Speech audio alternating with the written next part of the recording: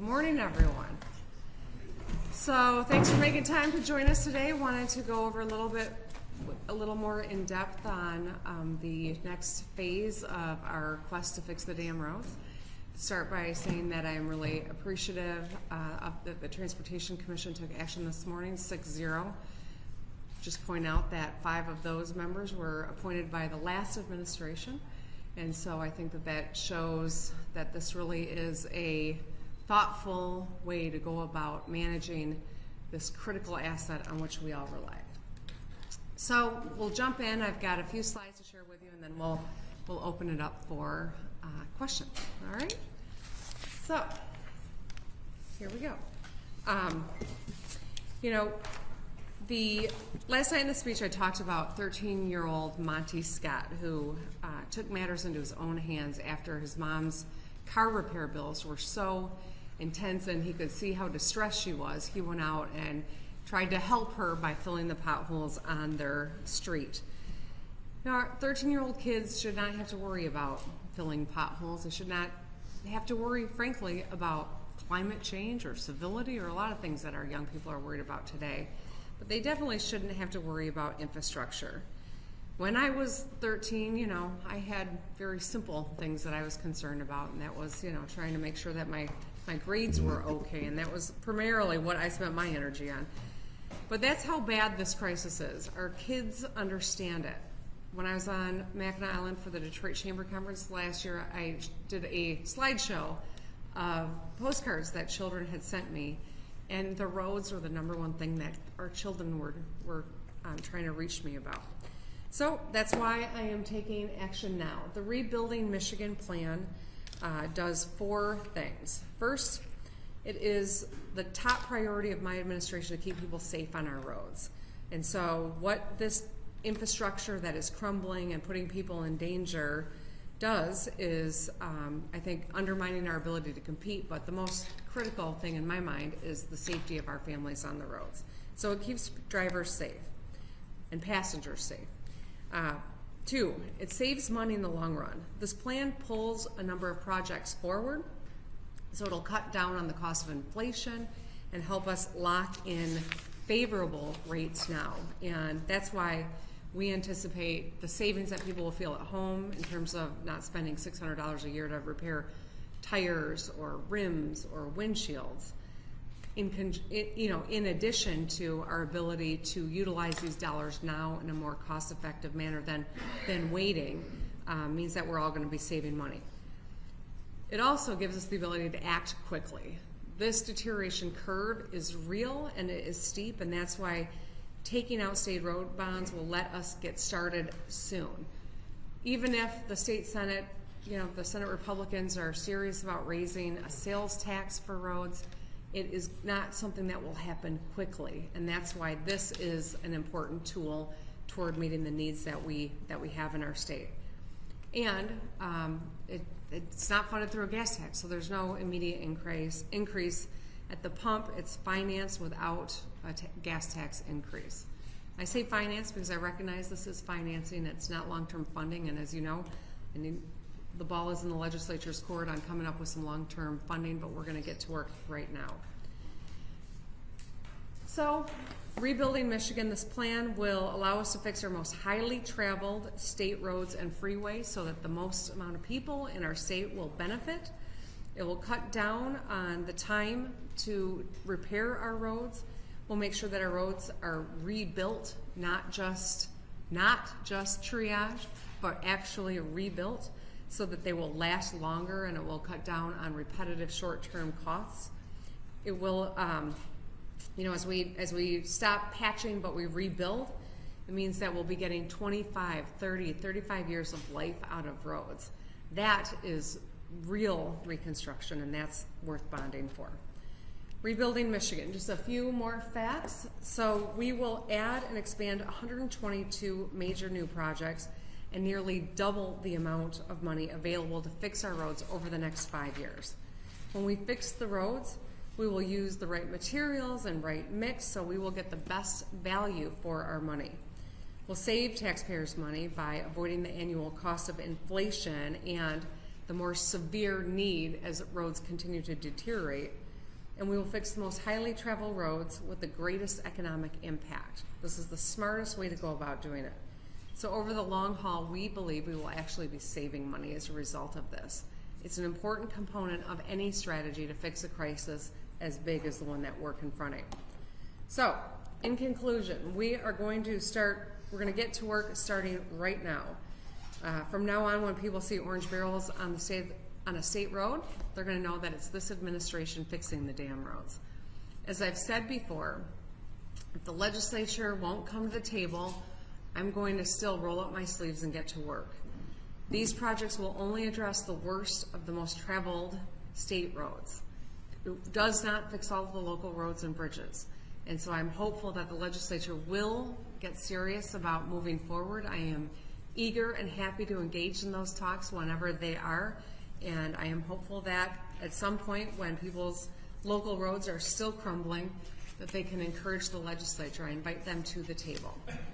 With that, I would like to open up and answer any questions you have. I've got Jay Rising, who has held a number of positions in a number of administrations over the years, but he is one of my best advisors when it comes to all things around finance and bonding. So I've invited him to come in case you've got more technical questions that he can shed some light on. So with that, let's open it up. Governor, what do you say to those who are, excited about the opportunity to fix the major roadways, but again, as you mentioned here at the end, this does very little to address the problems within local communities. Yeah. What can be done to fix those roads in neighborhoods? Well, that's where the legislature's got to come to the table with a funding solution. I put a real solution on the table last year. It actually would have solved the problem. It would have done so in a way that was constitutionally dedicated to fixing the problem. And it was actually a user fee, so it was something that made sense. Unfortunately, the legislature didn't only not embrace it, but they never countered with an alternative that would have fixed the problem. And so I'm not going to wait for that to happen. We got to get started now. This still requires that to happen. The legislature's got to come to the table and got to start with a plan on the local side. But what I can do alone, I'm going to, so that we can actually fix the roads and ensure Michigan's competitive. We just announced another major investment in Michigan at General Motors in Detroit Hamtramck on Monday. They're building cars that are going to be autonomous and connected and electric. We have to have the infrastructure that supports the next stage of mobility that we want to continue to have this leadership position on. This is a part of doing that. What do you expect is going to be the annual debt payment? So, our debt load is falling off, and as we ramp this up, we still would anticipate about $200 million a year, which has been essentially what we have committed over the last number of years. So it won't be a dramatic increase because of the rates that are available right now, as well as how that load is falling off. It actually is really a smart piece of an overall infrastructure strategy. Even if we had new revenue coming in, this would be a thoughtful addition to that, just simply because of the low rates that we have and the incredible amount of need that we have to address. Anything to add? Okay. Governor, are you saying that you will not propose a comprehensive long-term solution to the road problem? I did a year ago, and nothing was done in the legislature. And so I'm not going to be here just to play games. I want to get things done. We're going to move forward on this plan in hopes that the legislature eventually comes to the table with a solution, a long-term funding solution. You will not offer another comprehensive plan? I put one on the table, Tim. I did that a year ago, and nothing happened. Well, this is a new year. It's still a It is. problem, and you're washing your hands. Oh, Tim, this is action. This is thoughtful. This is a this is a real way to address some of the most critical aspects of our infrastructure crisis. I understand that, but you yourself said last night this is not a comprehensive fix. What you're saying, Republicans, I tried, I failed, now you try. No, I said I did what I said I was going to do. No one should be surprised that I'm now taking unilateral action, and I remain ready to negotiate with anyone who wants to get serious about this. And I invite them to come to the table with an alternative to what I put on the table last year. Governor, is there anything that the Republicans could propose that is off the table with you, like if it would take away from school funding? Well, as I said last night, anything that creates more problems than it solves, I don't think is a serious solution. So a few ideas were bandied about, in a very informal way last year. No one actually wrote up a plan, announced it publicly, and held it up to scrutiny. But of the conversations that were had, taking some money out of a teacher pension system to fill some potholes, I don't consider a serious solution because it's not full, it's not dedicated, and besides that, you're stealing from a different side of the two crises that we're confronting as a state. Our skills, our lack of skills and educational outcomes that are worthy of our kids, and our infrastructure. We can't make one problem worse to make a little bit of an improvement on another. That's not a serious solution. What about the House Speaker's proposal to decouple the gas tax from? And once they've told us how they're going to pay for that and hold our schools and all the other things in the budget harmless. Absolutely. We're not going to create another problem and pretend that we're solving, this road crisis. Governor, it looks like from just the first look at the plans that the projects are fairly interstate heavy. Even some of the state road, primary roads, like a Woodward Avenue, just as an example, don't seem to be on there. Can you explain why the projects that are being moved up are so interstate? Because there's not so much, a Telegraph Road or a Saginaw Highway. I think there will be a lot of M roads and, I roads, US roads will all be a part of this effort. My ability to impact and improve every roadway is limited when it's done unilaterally. If we want to address every local road, then the legislature's got to be a part of the funding solution. The list of projects and maps, I think, show that we are going to start with the most severely damaged roads traveled by the most number of people. That is every person who's looked at this said those are the two right data points that should be driving how we prioritize timing of projects. Governor, in your Emily, go ahead. You put the 45-cent gas tax on the table last year.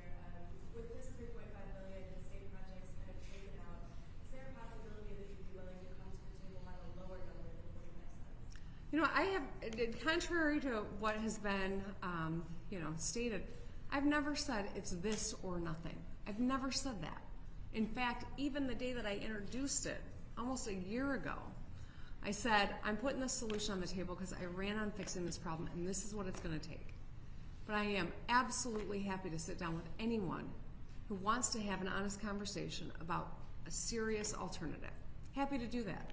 I reiterated that over and over again. I know everyone's saying that, not everyone. I know that there are some who are saying it was 45 cents or nothing. It's absolutely untrue.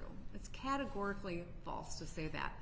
The problem is no one came out with a real serious alternative. So if the Republicans warmed up to a smaller gas tax or some other funding solution that they want to propose, I'm happy to get to the table with them. But is the need still 45 cents in your mind, or just taking this piece out lower that number? Well, last year the need was $2.5 billion annually for at least 10 years. We know that doing nothing means that in just 2 years from now, that number goes to $3.5 billion. Inaction is expensive and it's dangerous, and that's precisely what we've seen, and that's why I'm taking this tack now to move some dirt and to get this problem, the solution started. So if they come and they want to have a conversation and it's a different number, that could certainly be a part of a solution, sure. I'm sorry, you were trying to get my attention. Oh, yeah, that's okay. Governor, in your speech, you said that from now on, you'll see orange barrels in state roads. That's you fixing the roads. But if people have problems with local roads, they should call Republicans. But How do you expect voters to distinguish between state and local roads, especially if local roads aren't fixed right away under this plan? Yeah, I think that that's a challenge, obviously. But we're going to ensure that as people can see what roads are a part of the Rebuilding Michigan plan, that there is transparency and accountability, and they know what we are doing, what this administration is doing. When they're frustrated about their local roads in their communities, I've encouraged them to make sure they call their legislators. I put a plan on the table. No one embraced it or countered it with something thoughtful and substantive. And so I'm going forward to take care of the state roads. I can do that unilaterally, and I'm going to. Governor, would you be more open to this MIPSR's financing plan that Senator Shirkey basically has made as his red line in the sand, if it freed up more money for schools, if it was framed a little differently than it was last year? Chad, if Senator Shirkey came to me and suggested that, I would hear him out. And why so? But he hasn't. Okay. So that's, I don't know what more to expand on. What? The door's open on this MIPSR's refinance. Well, you know what? I think that some people have suggested that this is a way to lock in a guaranteed payment for teachers' pensions. I don't know that the teachers agree with that, and I, most importantly, would want to know what the teachers feel about any suggestion that we even touch dollars that should be going into their pensions. Governor, this is going to affect more of. Okay, I'm going to go to Paul, and then I'm going to come to you, and then I think we're out. Yes? All right. Go ahead. Well, your budget this year proposed no general fund money for roads. I think, the present plan would have $600 million come out of the general fund. Will you try to erase that with your proposal? Paul, you're going to have to stay awake next Thursday when the budget's introduced. You will see, though, that some of the expectations around our infrastructure need have been based on these moves that the legislature had built in under the previous governor, and so you wouldn't be surprised if that continued, and that may be a part of what you see next Thursday. But you'll have to wait till then to confirm it. Yes? So if this is going to target the most severely damaged and highly trafficked roads, what would you say to people in rural areas who might not be affected by this but will eventually have to pay for it? Well, I would say call your legislators and tell them to get serious about a plan that is comprehensive. This plan will improve roads in every part of the state. It's not about one area or another. This is about managing an asset on which we all rely, on which our economy relies, to ensure that we don't go so far beyond that we don't recover. This is akin to taking out a mortgage to build a new roof. Sometimes for long-term investments, the wisest thing you can do is lock in a low interest rate and actually fix the problem.